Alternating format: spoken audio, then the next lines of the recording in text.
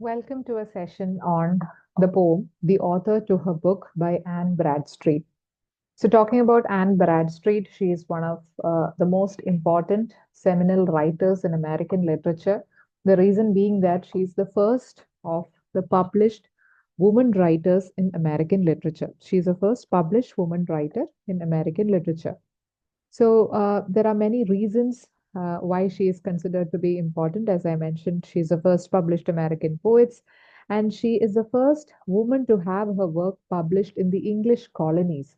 So the history of colonization and other aspects of American colonization, it is quite clear. So she is one amongst those writers who published from the English colonies. She was born in England and she later immigrated as a settler to Massachusetts Bay Colony with her family in the 1630s. So, in spite of having all those restrictions of the Puritan society in which she lived in, Bradstreet, she took time to, she made it a point to write poems which mostly spoke about her family, it spoke about religion, it spoke about the life, the challenges of the settler community and settler life in the New World. New World is a term used for the places that they settled in, the European settlers settled in the parts of America. So these were the topics that she usually dealt with. So her work is not just important because she was a woman and she wrote in the male dominated literary world and all those facts. That's not just the only reason. But there were also times when she addressed her personal and domestic as a writer. There were times when she addressed the personal and domestic issues or domestic, the depth and anxiety of very simple issues in a woman's life back in the Puritan time. And the first collection published by Anne Bradstreet is The Tenth Muse Lately Sprung Up in America, published in the year 1650. So this book, it was, there was this, it is believed that it was actually published without her knowledge. And in this particular work, what you're going to see in this particular poem is her embarrassment in this work being published. So she is quite embarrassed that this work was published and it was presumably published without her knowledge. So we'll just read through the poem and have the further discussion. Thou ill-formed offspring of my feeble brain, who after birth didst my side remain, till snatched from thence by friends less wise than true, who thee abroad exposed to public view, made thee in racks halting to the press to trudge, where errors were not lessened, at my return my blushing was not small, at thy return my blushing was not small. My rambling brat should mother call. I cast thee by as one unfit for life. Thy visage was so irksome in my sight, yet being mine own, at length affection would thy blemishes amend, if I so could.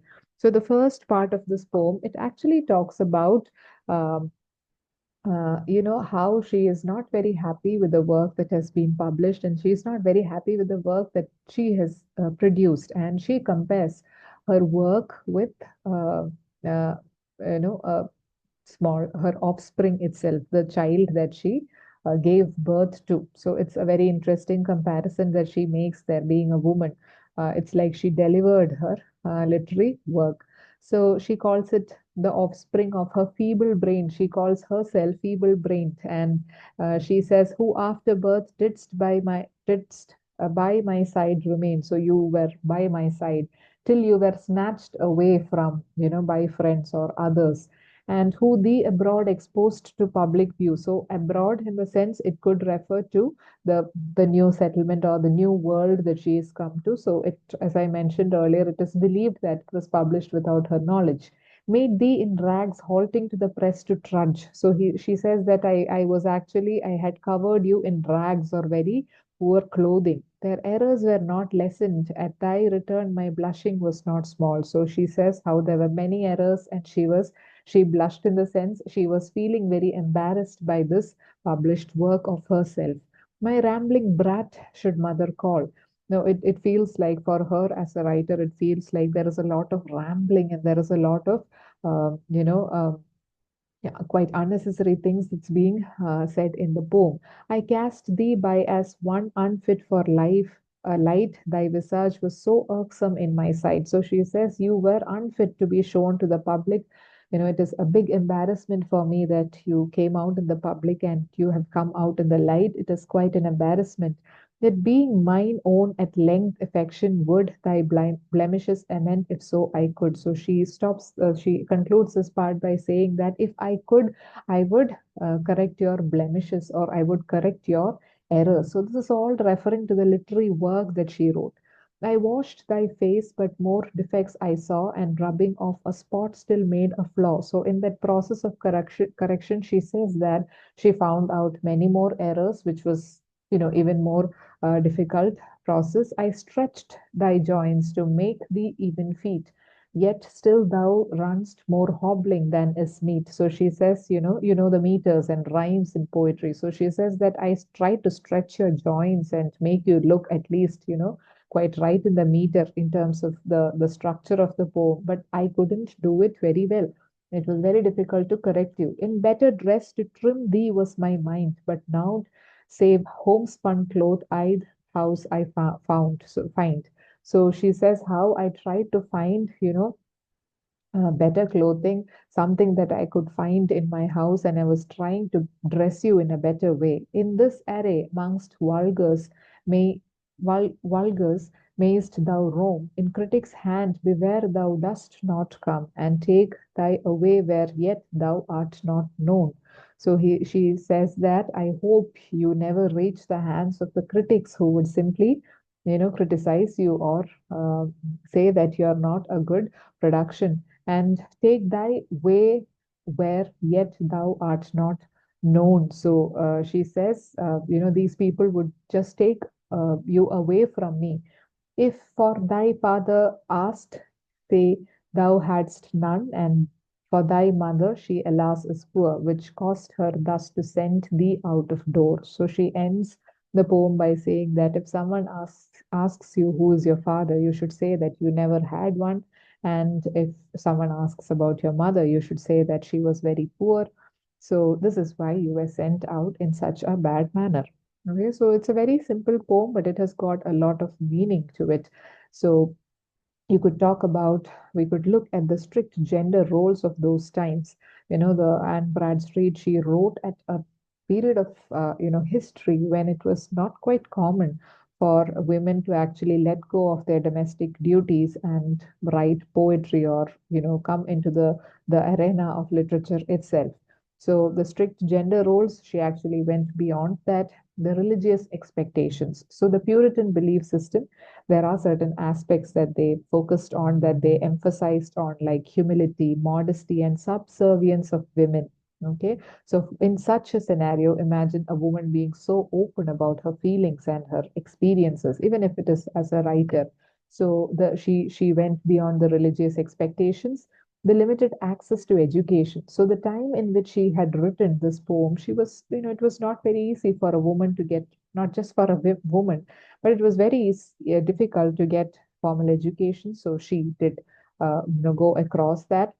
The publishing challenges. So as I mentioned earlier, so it is believed that her brother-in-law had published it without her knowledge. So, for a woman to get her work published, that was also difficult.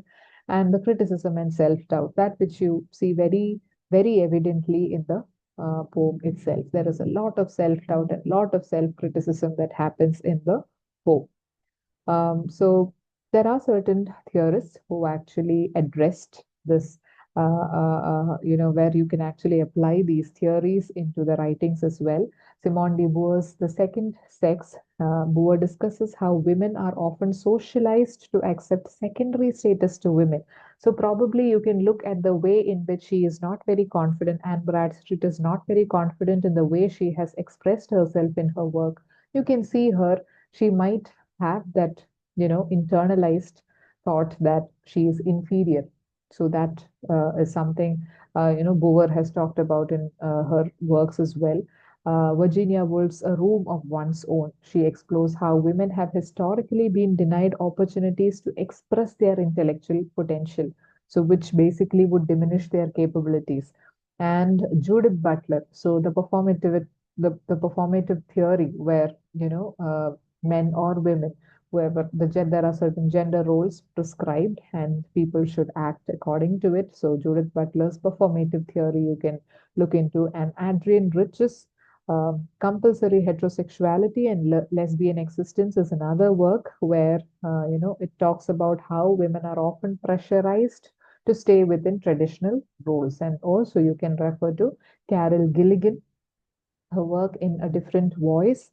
Again, it talks about how a woman's morality is built differently, how a woman from a very young age begins to think that she has to limit certain of her ideals and certain of her concepts. So these are the few theorists that you can look into while talking about this particular work.